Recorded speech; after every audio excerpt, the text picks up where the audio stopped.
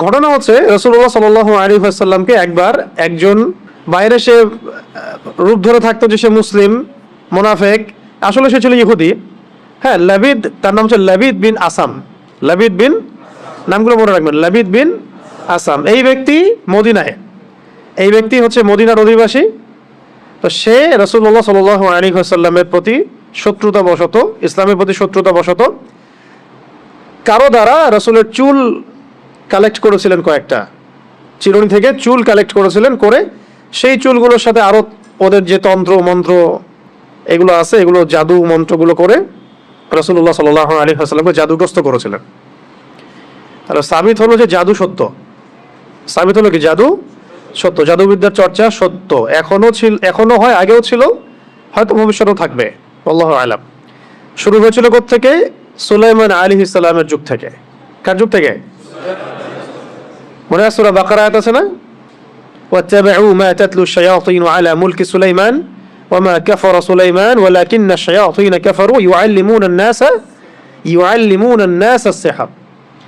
সুলাইমান আলাইহিস সালামের সময় ওই যে মানুষকে ফিতনায় ফেলা হয়েছে, পরীক্ষায় ফেলা হয়েছে হারুত আর মারুত ফেরেশতাদের মধ্য দিয়ে, ওই সময় থেকে জাদুবিদ্যার চর্চা শুরু হয়েছে মানুষের মধ্যে।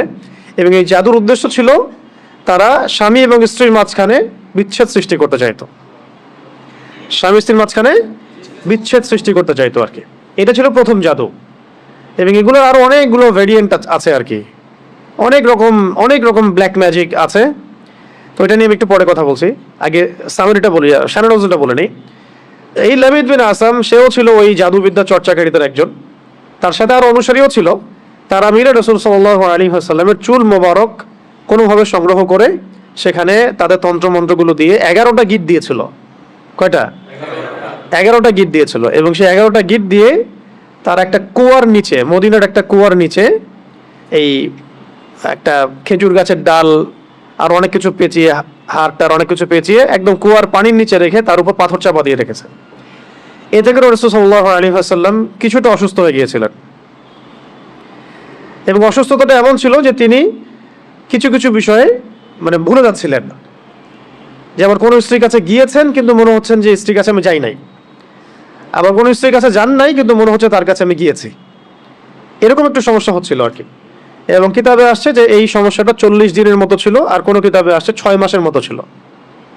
40 দিন বা 6 মাসের মতো এরকম অসুস্থতাটা ছিল। তো এগুলো থেকে প্রমাণ হচ্ছে যে জাদুবিদ্যা সত্য, এগুলো চর্চা সত্য, এবং এগুলোর প্রভাব মানুষের উপর বিস্তার করতে পারে, ঘটতে পারে। এমনকি আমাদের নবী সাল্লাল্লাহু আলাইহি ওয়াসাল্লামকেও জাদুগ্রস্ত করা হয়েছে। তো এরপরে একদিন রাতে নবী সাল্লাল্লাহু আলাইহি ওয়াসাল্লাম শুয়ে আছেন, আল্লাহ রাব্বুল আলামিন তাকে স্বপ্ন দেখাচ্ছেন। এটা হচ্ছে ওহী, নবীদের স্বপ্ন কি? ওহী। স্বপ্নে তিনি দেখছেন যে তিনি শুয়ে আছেন এবং দুইজন ফেরেশতা, তার মাথার কাছে একজন, পায়ের কাছে একজন, এসে দুইজন ফেরেশতা একে অপরের সাথে কথোপকথন করছেন। একজন বলছেন যে রাসূলুল্লাহর কি হয়েছে, আরেকজন অ্যান্সার দিচ্ছেন সাল্লাল্লাহু আলাইহি ওয়াসাল্লাম যে তাকে জাদু করা হয়েছে। আরেকজন বলছেন কে জাদু করেছে, আরেকজন অ্যান্সার করছেন লাবিদ বিন আসাম। কি দিয়ে জাদু করেছে? উত্তর দিচ্ছেন যে চুল দিয়ে। কোথায় আছে জাদুর উপকরণ? আরেকজন অ্যান্সার দিচ্ছেন অমুক কুয়ার নিচে। কুয়ার নামটা আমি আজকে ঘাটতে ঘাটতে পেয়েছিলাম, কুয়ার নামটা বলে দিই। হ্যাঁ, কুয়ার নামটা হচ্ছে জারওয়ান নামক কুয়া। কি নাম? জারওয়ান। এটা মদিনায় আছে, এটা একটা গোত্রের মধ্যে আছে, গোত্রটার নামটাও জানা দরকার। এগুলো আমি একটু ঘাটাঘাটি করছিলাম যে গোত্রের নামটা কি, কোন গোত্র এই কাজটা করেছিল। বনু জুরাইক গোত্র, এখানে ইহুদিদের অনেকগুলো গোত্র ছিল, বনু কোরাইজা, বনু কাইনুকা, বনু নাজির, এরকম অনেকগুলো গোত্র ছিল না? বনু জুরাইক একটা গোত্র ছিল, বনু জুরাইক। এই বনু জুরাইক গোত্রের এই লাবিদ বিন আসাম, সে এই জাদু করেছিল। জাদুর উপকরণ রেখেছিল ওই জারওয়ান নামক কূপের নিচে, জারওয়ান নামক কূপের নিচে। এখন নবী সাল্লাল্লাহু আলাইহি ওয়াসাল্লাম সকালবেলা উঠলেন, উঠে আলী রাদিয়াল্লাহু আনহুকে বললেন। খেয়াল করে দেখবেন যে মানে বড় বড় মিশনগুলোতে আলী রাদিয়াল্লাহু আনহুকে পাঠানো হয় আর কি। খেয়াল করছেন? খায়বারে ইহুদিদের এগেইনস্টে যাও, তরবাল পতাকা তোমার হাতে। তারপরে এখানেও আলী রাদিয়াল্লাহু আনহু বদরে, সম্মুখ সমরে বদরে তিনজন আলী তুমি যাও, মনে আছে? হিজরতের সময় আলী তুমি থাকো, আমার বিছানায় শও। আবার ওই একবার যে খবর পাচার হয়ে গেল হুদাইবিয়া সন্ধির পরে মক্কা বিজয়ের আগে আক্রমণের সময় আর ওই যে একটা মহিলা তার কাপড়ের ভিতরে তথ্য নিয়ে চলে গেল, মনে আছে? হাতের বিন আবি বালতা রাদিয়াল্লাহু আনহু চিঠি দিয়ে দিয়েছিলেন যে মক্কা আক্রমণ হতে পারে। তো এই মহিলাকে ধরার জন্য পাঠানো হয়েছিল আলী রাদিয়াল্লাহু আনহুকে। আবার খন্দকের যুদ্ধের সময় আমর বিন কি জানি নামটা, আমর তার সামনে আছে। আমর বড় একজন কাফের, তার সাথে 20 জন লড়াই করতে পারতো না এমন একজন ব্যক্তি ছিল। সে হুঙ্কার ছাড়ছিল খন্দকের যুদ্ধের সময়, কে আছো আমার সাথে ব্যাটল করবা, তখন আলী রাদিয়াল্লাহু আনহু। তো মাশাআল্লাহ আমরা যেন তার মতো জিন্দেগি পাই, আমিন। তার মতো ঈমান, আমল, আখলাক আল্লাহ পাক আমাদেরকে দান করেন, তার ছিটা ফোঁটা দান করেন, আমিন। এখন আলী রাদিয়াল্লাহু আনহুকে পাঠানো হচ্ছে, যাও ওই কুয়ার মধ্যে নিচে এই উপকরণ আছে, নিয়ে আসো।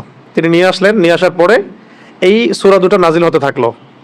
তখন জিবরাইল আলাইহিস সালাম সূরা ফালাক এবং নাস নিয়ে আসলেন আল্লাহর পক্ষ থেকে, নাজিল হলো এবং একটা একটা করে আয়াত তেলাওয়াত করা হচ্ছিল এবং একটা একটা করে গিট খুলে যাচ্ছিল। এরপরে নবী সাল্লাল্লাহু আলাইহি ওয়াসাল্লাম পরিপূর্ণ সুস্থ বোধ করলেন।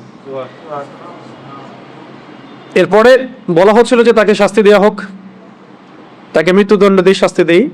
নবী সাল্লাল্লাহু আলাইহি ওয়াসাল্লাম তাকে মাফ করে দিলেন, তাকে মাফ করে দিলেন।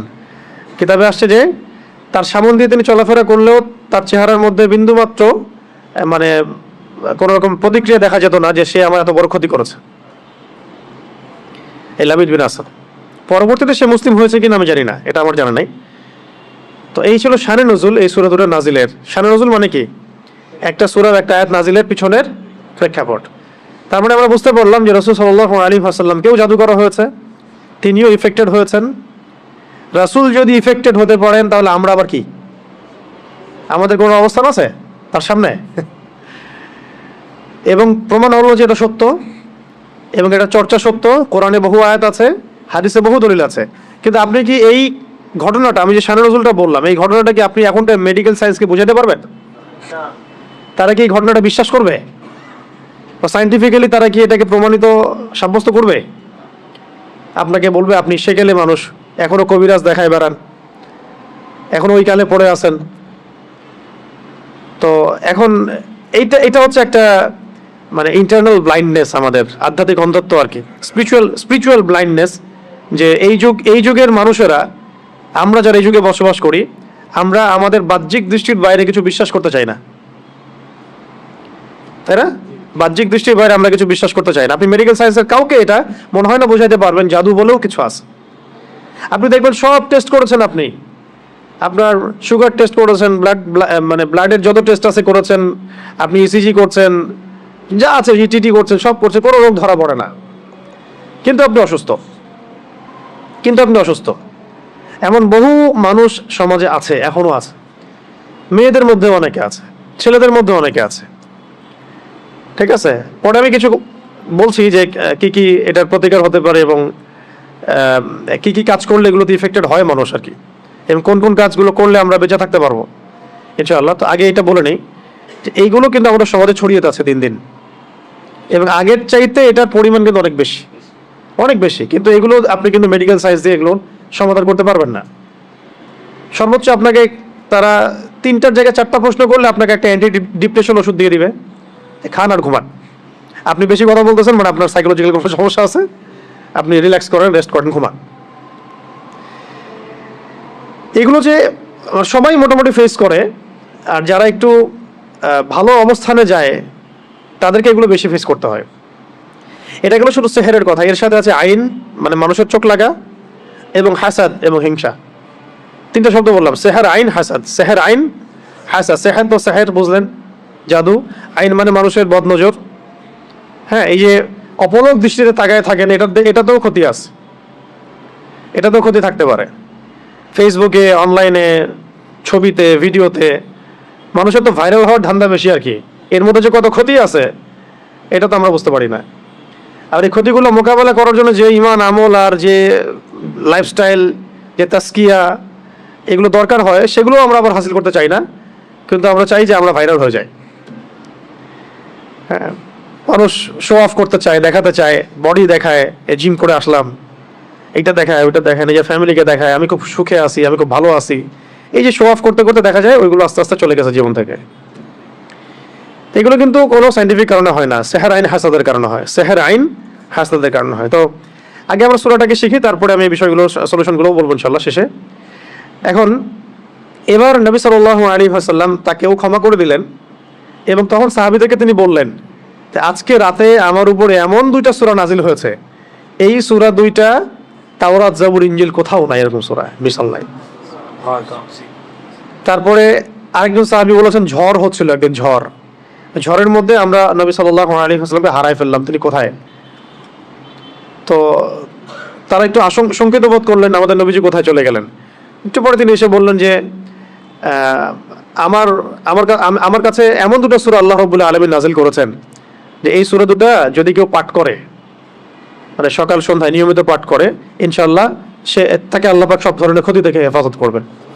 কামা ক্বালা আলাইহিস সালাম, এরকম কাছাকাছি একটা অর্থ আছে। আর নবী সাল্লাল্লাহু আলাইহি ওয়াসাল্লাম নিজের আমল ছিল এরকম যে তিনি এই সূরা দুইটার সাথে সূরা ইখলাসকে অ্যাড করে, এই সূরা দুইটার সাথে সূরা ইখলাসকে অ্যাড করে, সূরা ইখলাস নিয়ে আমরা আলাদা দার্স করব ইনশাআল্লাহ। ওইটা আলাদা প্রসঙ্গ, তো এটা আলাদা প্রসঙ্গ, এই জন্য আমি আজকে নিয়ে আসিনি সূরা ইখলাসকে। তো সূরা ফালাক, নাস এবং ইখলাস এই তিনটাকে একসাথে তিনি রাতের বেলা পড়তেন ঘুমানোর সময়। প্রথমে পড়তেন সূরা ইখলাস একবার, আবার বিসমিল্লাহ সহ সূরা ফালাক একবার, আবার বিসমিল্লাহ সহ সূরা নাস একবার। হাত দুটো একত্রিত করে ফু দিয়ে মাথা থেকে নিয়ে পুরো সারা গা তিনি মাসাহ করতেন। এই কাজটা তিনি 3 বার করতেন। এই কাজটা কয়বার করতেন? 3 বার করতেন। এছাড়াও তিনি পড়তেন সূরা আয়াতুল কুরসি পড়তেন, ওই তাসবিহে ফাতিমি তাসবিহ আমরা যেটা বলি, 33 বার সুবহানাল্লাহ, 33 বার আলহামদুলিল্লাহ, 34 বার আল্লাহু আকবার। সূরা মুলক পড়ার কথা এসেছে, এবং সূরা বাকারার শেষের আয়াতগুলো, সূরা আল ইমরানের শেষের আয়াতগুলো, এগুলো রাতের বেলার আমল। তো এগুলো নবী সাল্লাল্লাহু আলাইহি ওয়াসাল্লামের নিয়মিত আমল ছিল।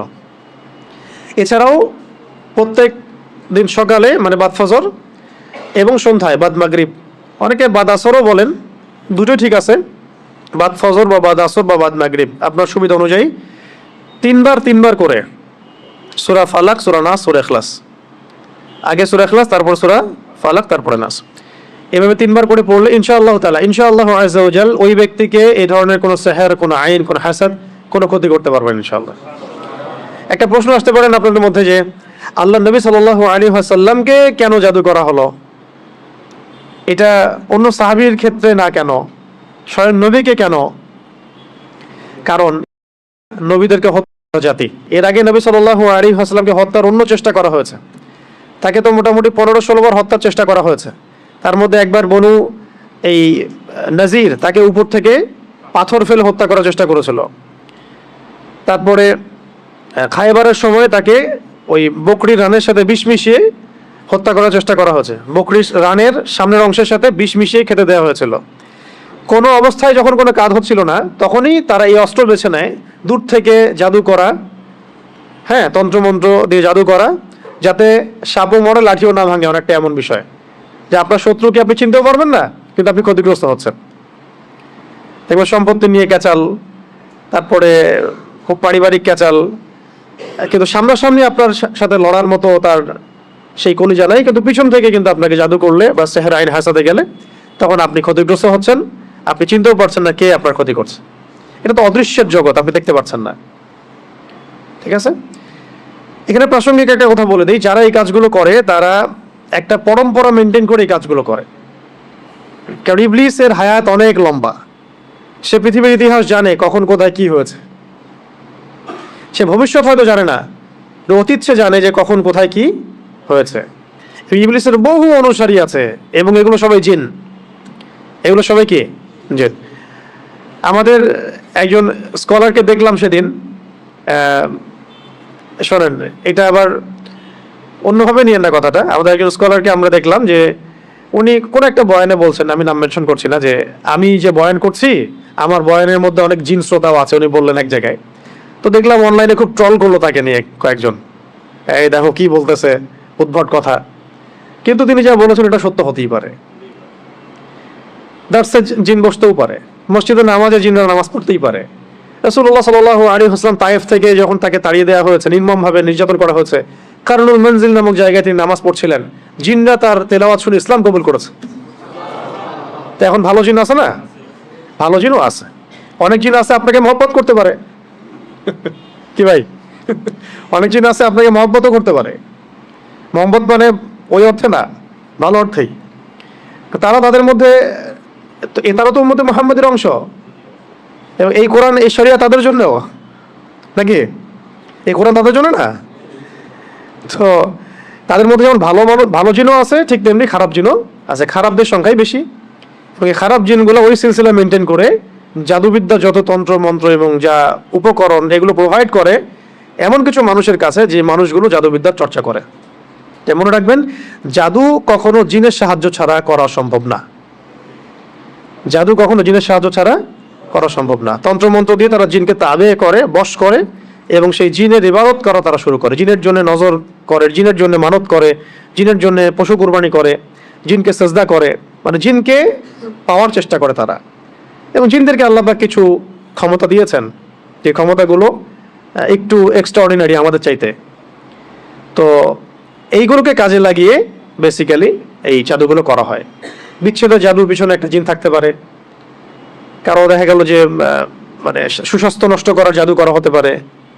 হ্যাঁ, কারো দেখা যেতে পারে এরকম যে এমন কোনো জাদু করা হয়েছে যে তার যেন সম্পদ ধ্বংস হয়ে যায়, তার বাচ্চা যেন ক্ষতিগ্রস্ত হয়, তার জানের জন্য কোনো ক্ষতি হয়, এরকমও জাদু করা হতে পারে। তো এইগুলো প্রত্যেকটা জাদুর ক্ষেত্রেই জিনদের কি থাকে, সক্রিয় ভূমিকা থাকে। শুধুমাত্র কবিরাজ জাদু করতে পারে না। আবার এই জাদু কাটার জন্য যদি আবার কেউ কবিরাজের কাছে যায়, তাহলে সে আবার তাকে এমন একটা প্যাচের মধ্যে ফেলবে যে সে আর এই মানে গোলক ধারা থেকে বের হতে পারবে না। তখন একজনকে দ্বারা আরেকজনকে তারা দমানোর চেষ্টা করে, একজনকে দ্বারা জিনকে থামানোর চেষ্টা করে। কিন্তু এই পুরো ফিতনাটাকে মোকাবেলা করতে পারে শুধুমাত্র কোরআনের আয়াত এবং রাসূল সাল্লাল্লাহু আলাইহি ওয়াসাল্লামের শেখানো আমল এবং রুকিয়া এবং সহিহ মাসনুন তরিকাগুলো।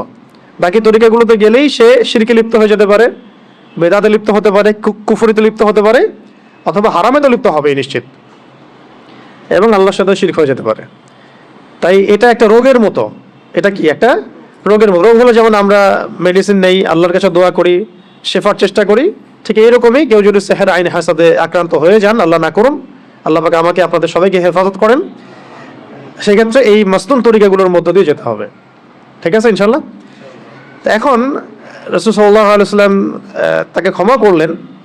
খেয়াল করে দেখেন, রাসূল সাল্লাল্লাহু আলাইহি ওয়াসাল্লামকে পর্যন্ত হত্যার চেষ্টা করেছেন। আমি একটা সিরাত পড়ছিলাম, সিরাতে খাতামুল আম্বিয়া, এটা পাতলা, এর সাথে একটা সিরাত আছে আমাদের এখানে, সিরাত নবী রহমত, নবী রহমত বইটা সৈয়দ আবুল হাসান আলী নদভী রহমতুল্লাহ আলাইহি লেখা।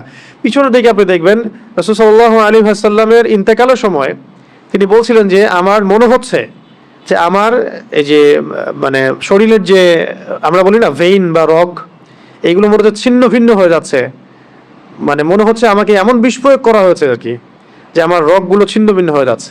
এটা হচ্ছে ওই খায়বার যুদ্ধে নবী সাল্লাল্লাহু আলাইহি ওয়াসাল্লাম যখন জিতলেন, মানে জয়লাভ করলেন, গোশতের মধ্যে বিষ মিশিয়ে দিয়েছিলেন নবীজিকে খেতে। একজন সাহাবী এটা কামড় দিয়ে গিলে ফেলেছিলেন, তিনি সেখানে ইন্তেকাল করেছেন, শহীদ হয়েছেন। আর নবী সাল্লাল্লাহু আলাইহি ওয়াসাল্লাম তিনি গিলে ফেলেননি, শুধু একটু একটা কামড় দিয়েছেন, তারপর ফেলে দিয়েছেন মুখ দিয়ে, যখন তিনি জানতে পেরেছেন এখানে বিষ মেশানো আছে, তার কাছে ওহী আসছিল। তো ওই যে বিষের একটা কামড়ের বিষের যে প্রভাব, এটা শেষে এটা রাইজ করেছিল আর কি। তো এটাও আপনি কিছু সিরাতের কিতাবে পাবেন যে নবী সাল্লাল্লাহু আলাইহি ওয়াসাল্লামকে বিষ প্রয়োগ করা হয়েছে, আর এরপরে তাকে এভাবে সেহের করা হয়েছে, জাদু করা হয়েছে। তাহলে এখানে একটা প্রশ্ন, একজন মানুষকে এত কষ্ট সহ্য করতে হচ্ছে কেন? মহামানবকে, একজন মহামানবকে যিনি আল্লাহ পাকের হাবিব, তাকে এত কষ্ট কেন সহ্য করতে হচ্ছে? কাদের জন্য? কাদের জন্য তার এত কষ্ট? এইটা যদি আমরা উপলব্ধি করতে পারতাম, তাহলে এই সাতেমদের এগেনস্টে যে আমরা আইনের কথা বলছি, বিদ্রোহ মানে মিছিল মিটিং স্লোগানের কথা বলছি না, এগুলোর প্রয়োজন হতো না। রাষ্ট্র নিজে এগুলো খুঁজে খুঁজে বের করে রেখে দিত, যদি তারা বুঝতো যে নবী সাল্লাল্লাহু আলাইহি ওয়াসাল্লাম কে, তিনি কি করেছেন আমাদের জন্য, তার অবদান কি এই মানবতার মুক্তির দূত হিসেবে। এত নিমক হারাম মনে হয় উম্মাহ খুব কমই আছে আসলে বিশ্বের মধ্যে, আমরা যেটা করতেছি আর কি। আল্লাহ পাক মাফ করেন আমাদেরকে। কেন এত কষ্ট তাকে করতে হলো আমাদের জন্য? তিনি তো মাকামে মাহমুদে যাবেন, জান্নাতুল ফিরদাউসুল আলায় যাবেন, তিনি আল্লাহর হাবিব, তার আগেও কোনো গুনাহ নাই, পরেও কোনো গুনাহ নাই। কিয়ামতের মাঠে কোনো নবী সুপারিশ করতে পারবেন না, তিনি সুপারিশ করবেন। কিয়ামতের মাঠে কোনো নবী সুপারিশ করতে পারবেন না। কিসের সুপারিশ জানেন? 50,000 বছর মানুষ দাঁড়ায় থাকবে, দাঁড়ায় থাকবে, দাঁড়ায় থাকবে, বিচার শুরু হচ্ছে না।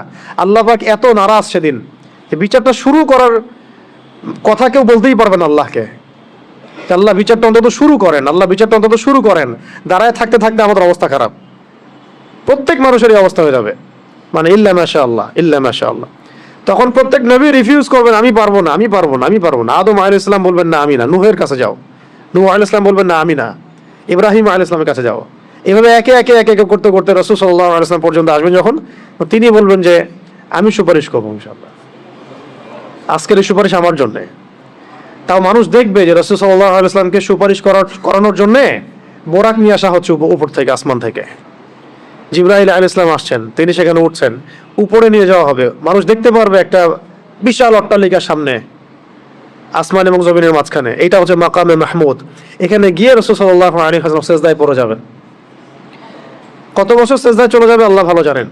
এবং তিনি তখন এমন কিছু তাসবিহ পড়বেন, এমন কিছু প্রশংসা করবেন, যেটা আজ পর্যন্ত কেউ আল্লাহ পাকের শানে করে নাই।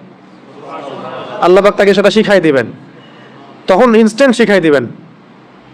তারপরে তিনি বলবেন, ওঠো আমার হাবিব, তুমি চাও কি চাবা চাও, তোমার দোয়া কবুল করা হবে, তোমার সুপারিশ কবুল করা হবে। তিনি তখন বলবেন, আল্লাহ বিচারটা অন্তত আগে শুরু কর, আগে বিচারটা অন্তত শুরু করেন।